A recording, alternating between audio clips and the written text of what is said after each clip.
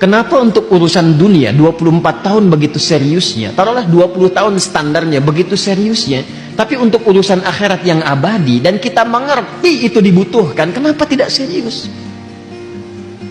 Sholat itu kan tiap hari dan dibawa wafat, dunia nggak dibawa pulang. Apa anda duga handphone yang anda gunakan merekam sekarang akan dibawa sampai dengan ke alam kubur? Man rabbuka, lihat nih saya juga udah pernah ngaji. Nggak bisa begitu. Gak bisa. Dibawa cuman kain kafan kan? Dua helai untuk laki-laki, perempuan pakai kudungannya. Ada kantongnya nggak kain kafannya? Tidak ada. Artinya urusan dunia selesai.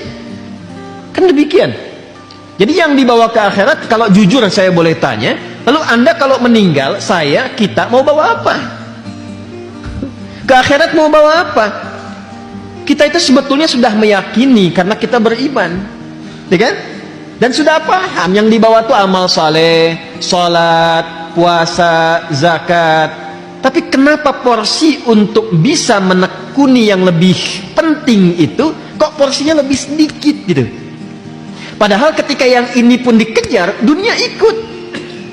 Apakah ketika anda misalnya sholat dunianya tertinggal? Tidak. Betapa banyak orang-orang terdahulu bahkan sekarang sholatnya rajin, pekerjaannya sukses kok. Ya. Dengan menghafal Quran apakah akan mengurangi prestasi dunia? Tidak. Saya punya adik kelas penghafal Quran, hafid Quran, juara balap sepeda se-Asia, dan dia akan diundang sekarang dalam konstelasi dunia. Ya, eventnya dunia sekarang itu hafal Quran 30 juz, bukan juz 30 itu.